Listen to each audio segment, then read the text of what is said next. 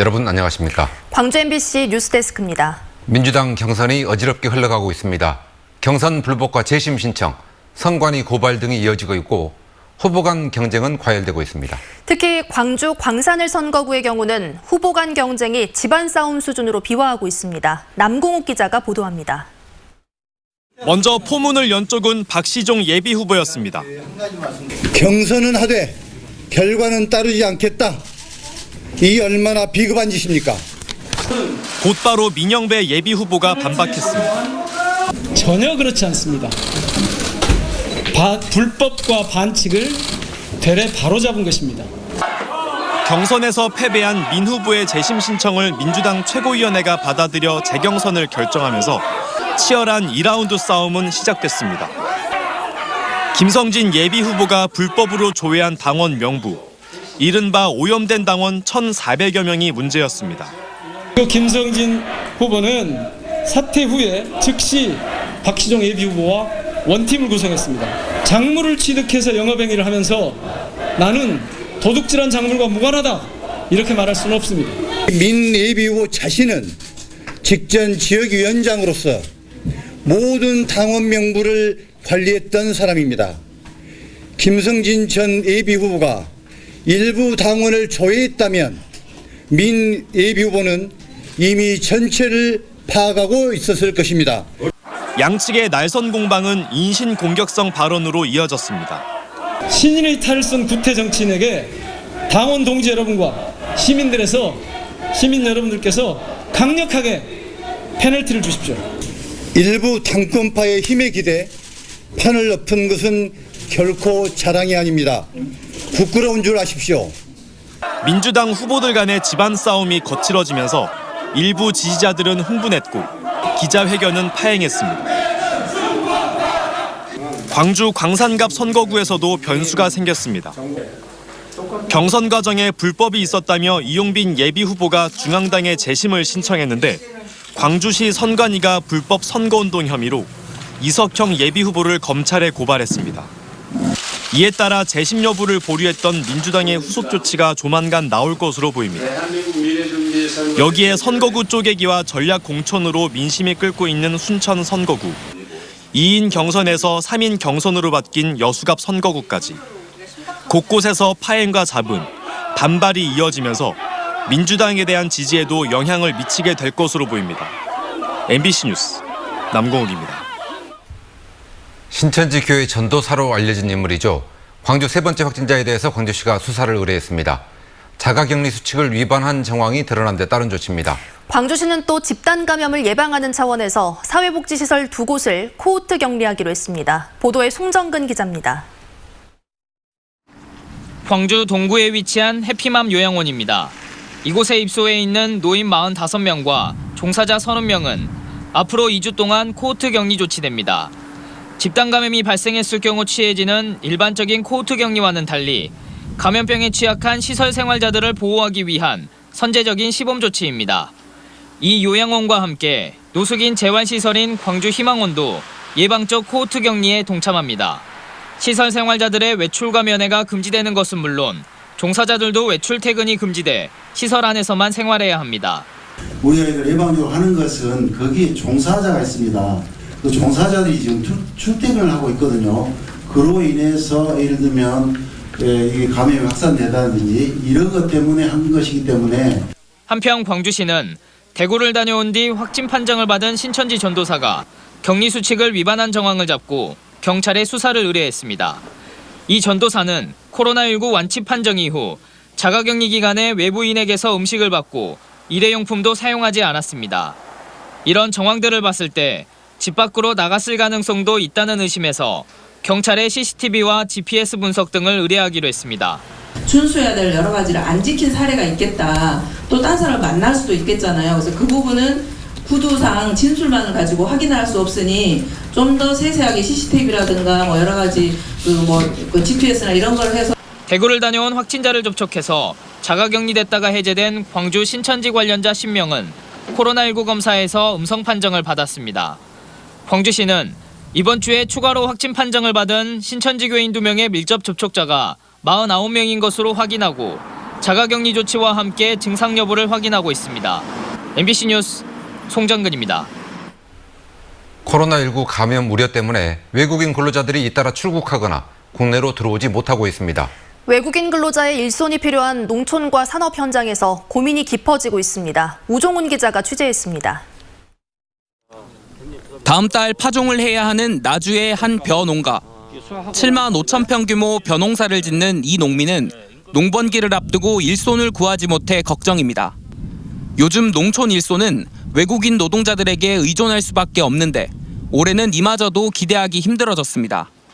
원래는 베트남인 2명이 4월부터 6월까지 머물 예정이었지만 해당 국가가 한국 출국 제한 조치를 내려 오지 못하게 된 겁니다. 예, 앞으로 이제 4월달 되면 못자리 시작해도 원행이 해야 되고 농가를 해야 되고 하는데 너무나도 외국인이 절실하게 필요한 실정이 됐습니다. 시골에도. 지난해 태풍으로 인한 낙과 피해를 입은 나주의 배 농가. 올해는 코로나19 때문에 고민이 깊습니다. 다음 달부터는 나뭇가지마다 꽃을 피울 수 있게 하는 인공 수정 작업을 사람 손으로 직접 해야 하는데 해마다 고용해왔던 외국인 수십여 명이 베트남과 태국 등 입국 제한 조치가 이루어진 나라여서 일손을 구하기 힘들어졌습니다. 인부 수급 상황이 원활하지 않을 것 같고 우리 농가에서는 2중고, 3중고라고 해야 될까요? 그런 어려움이 많이 생길 것 같습니다. 또 코로나19가 확산된 지난 2월 제조업과 건설업 등 광주 전남 산업 현장에서 일하다가 제발로 우리나라를 떠난 외국인 근로자는 한 달 전보다 2배 이상 늘었습니다. 산업 현장에서는 외국인 근로자도 이들을 고용한 업주들도 감염 우려 때문에 서로를 꺼리는 분위기입니다. 광주 쪽에서도 이제 보면은 근로자가 코로나 때문에 약간 나간다는 사업장이 극히 일부는 있기는 합니다. 한국 경기도 안 좋고 하다 보니까 코로나19로 인한 소비 위축에서 빚어진 전반적인 경기 침체에 더해 이제는 필수 요소가 된 외국인 인력 수급 문제까지 겹치면서 농업과 산업 현장에 고민이 깊어졌습니다. MBC 뉴스 우종훈입니다. 코로나 때문에 침체된 경기를 되살리기 위해서 정부가 대책을 내놓고는 있지만 현실을 반영하지 못한다는 불만이 나옵니다. 자영업자들은 낮은 이자로 대출을 해주는 수준을 뛰어넘는 특단의 대책을 기대하고 있습니다. 이재원 기자가 보도합니다. 광주 최고의 상권 가운데 하나로 꼽히는 상무지구. 점심시간인데도 찾는 사람이 드물고 거리 여기저기에는 임대를 알리는 현수막이 나붙었습니다. 영세 자영업자들이 코로나19의 직격탄을 맞으면서 인근 부동산에 매물이 쌓여가고 있습니다. 영업이 안 되니까 영업이 안 되니까 임대료도 못 건지고 그러신 분들 많아요. 찾는 사람들이 이제 코로나가 있으니까 더 이제 주춤하죠. 실제로 지난달 광주 지역에서 폐업한 음식점은 121곳으로 1년 전보다 23%나 늘었습니다. 착한 임대료 등으로 근근히 버텨나가는 업소들도 앞으로가 문제입니다. 언제 끝난다는 그렇죠. 그런 거 없고 시가 어렵네. 월세가 문제가 아니고 인건비도 좀 줄여서 지금 가고 있거든요. 코로나19가 장기화되면서 정부나 자치단체에서 지원책을 마련하고 있지만 현실을 반영하지 못하고 있다는 목소리가 높습니다. 대출 이자를 감면해주는 현재의 방식은 또 다른 대출로 연결될 수 있기 때문입니다. 국가에서 그저 주면 모를까 그러고 전부 다 이거 빚 아닙니까? 빚이라는 갚을 능력이 있어야 되는데 봐도도 사실 걱정이죠 지금. 이 때문에 일부 광역단체장들이 건의하고 있는 재난기본소득 지급이 설득력을 얻고 있습니다. 소상공인에 대한 지원 역시 융자 중심으로만 이루어져 있습니다. 이것으로는 거물코가 너무 성깁니다. 여기에 빠져있는 사람들에 대해서도 반드시 챙겨야 합니다. 오히려 차라리 그게 낫죠. 차라리 현금 지원이 낫죠. 경기가 안 좋아지면 점점 더 그게 누적이 돼가지고 빚만 지고 결국에 파산합니다. 자금 지원 위주로 나오는 지원책에 대해 소상공인들은 빚내서 빚을 메꾸는 악순환의 반복이라고 말합니다. 정책과 현실 사이에 간극을 메꿔줄 무언가가 필요합니다. MBC 뉴스 이재원입니다. 매화, 산수유가 앞다퉈 피고 오늘은 제주도에 진달래까지 피었지만 올해는 봄꽃 축제가 실종됐습니다. 지역의 꽃축제가 줄줄이 취소되면서 상춘객들이 줄어 지역 경제도 타격을 받고 있습니다. 강서영 기자가 취재했습니다. 백매화가 꽃봉오리를 터뜨리면서 어느덧 하얗게 물든 광양 매화마을. 올해는 코로나 전파를 우려해 이곳에서 열리던 매화 축제가 취소됐습니다. 축제 입구부터 흥을 돋우던 각설이 공연과 노점상이 사라지면서 분위기는 한층 차분해졌고 상춘객과 주민 모두 마스크로 무장한 채 조심스레 봄을 느끼고 있습니다. 조심스럽게 왔지. 비 오니까. 근데 대화를 안 한다고 뭐 말을 해도 우리가 그만 요래 필요가 안 하지 뭐. 축제 취소 여파로 상춘객이 지난해보다 줄어들다 보니 인근 상인들은 울상입니다. 지난해 같은 기간과 비교하면 매출이 30%에서 절반 가까이 줄었기 때문입니다. 지난해 축제 때만 해도 손님들로 가득 찼다는 식당은 올해는 보시는 것처럼 텅 비어 있습니다. 축제 기간 농산물을 판매하며 수익을 올리던 주민들도 축제 취소는 아쉬울 수밖에 없습니다. 주민들은 오기를 원하지. 그래도 이 1년에 한 번 농사인데 이때가 최고 손님이 있는데. 주요 축제인 광양 매화축제와 여수 영취산 진달래 체험 행사의 지난해 경제 유발 효과를 합치면 줄잡아 550억 원. 수백억 대의 경제 유발 효과를 냈던 지역의 꽃축제 개최가 줄줄이 취소되면서 지역 경제 타격이 가시화하고 있습니다. 설상가상으로 5월에 예정됐던 여수 거북선 축제도 취소나 연기를 검토하고 있는 것으로 알려졌습니다. 이런 가운데 전문가들은 축제 시기를 분산해 구성하면 돌발 악재에 따른 지역 경제 타격을 완화할 수 있다고 조언하고 있습니다. 네, 6월 달을 성수기로 만들 수 있는, 그러니까 각종 프로그램들을 6월에 집중시킴으로써. MBC 뉴스 강서영입니다.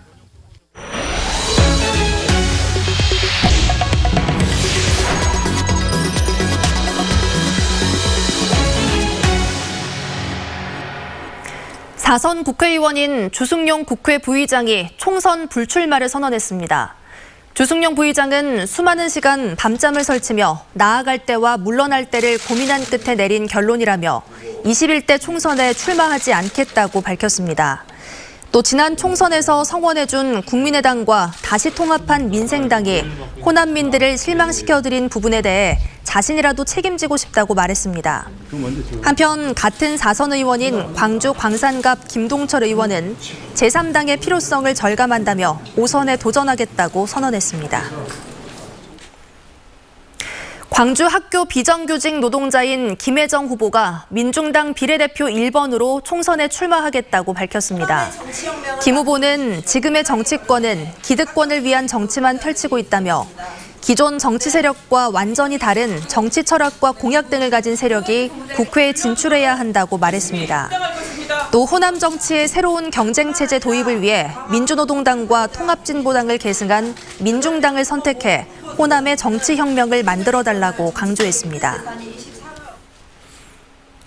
광주시가 인공지능 사업과 관련해 처음으로 외국 기업 투자를 유치했습니다. 광주시는 에너지 빅데이터 플랫폼 기업인 인코어드가 지난해 투자 협약을 체결한 지 5개월여 만에 광주의 인코어드 PNP라는 법인 설립을 완료했다고 밝혔습니다. 인코어드 PNP는 광주과학기술원에서 연구를 우선 시작하고 에너지밸리 산단 조성이 완료되는 시점에 맞춰 예산 24억 원을 들여 연구소를 건립할 계획입니다. 인코어드는 1초 단위로 전기 사용량을 분석할 수 있는 솔루션을 개발하고 실시간 전기 사용료 등을 알려주는 사물인터넷을 제작한 기업입니다. 전라남북도와 광주시 등 호남권 21개 대학 총장들이 4세대 원형 방사광 가속기 호남 유치를 적극 지지한다고 밝혔습니다. 호남권 대학 총장들은 오늘 전남도청에서 회견을 갖고 방사광 가속기는 첨단 기술의 공급기지로 세계 우수 인력을 유치하고 호남권의 연구개발 환경을 획기적으로 개선하는 계기가 될 것이라고 강조했습니다. 1조 원 이상의 국비가 투자되는 4세대 원형 방사광 가속기 사업은 현재 전남과 충청, 강원도 등이 유치전을 벌이고 있고 빠르면 오는 5월쯤 최종 후보지가 결정될 예정입니다. 광주시가 코로나19 등 감염병 확산을 막기 위해 이동 방역봉사 차량 운영을 시작했습니다. 이동 방역봉사 차량은 방역에 필요한 물품을 싣고 광주를 순회하면서 시민들이 원하는 곳에 즉시 방역을 실시하는 차량입니다. 동구 지역은 화요일, 서구 지역은 월요일 등 지역별 요일제로 운영되고 시민들이 자주 오가는 지역을 매일 1회 이상 방역할 예정입니다. 계약 연기가 장기화하면서 긴급 돌봄 신청이 크게 늘어나고 있습니다. 광주시 교육청에 따르면 지난 2일 2,700여 명이던 유치원 긴급 돌봄 신청자가 오늘은 4,300여 명으로 8일 만에 1.6배 늘었습니다. 초등학교 긴급 돌봄 신청자 수도 400여 명에서 1,200여 명으로 3배 가까이 급증했습니다. 시교육청은 돌봄 마감 시간을 오후 7시로 2시간 연장하고 급식비와 간식비를 지원하면서 신청자가 늘어난 것으로 보고 있습니다. 코로나19 감염증에 대응하고 확산을 막기 위해 전국재해구호협회가 이달 말까지 기부금을 모금합니다. 모금에 동참하려면 샵 0095번으로 문자를 발송해 한 건당 2,000원씩 기부하거나 희망브릿지 재해구호협회 누리집을 방문해 온라인으로 기부할 수 있습니다. 더 자세한 기부 방법과 영수증 발급 안내를 받고 싶으면 1544-9595로 문의하면 됩니다.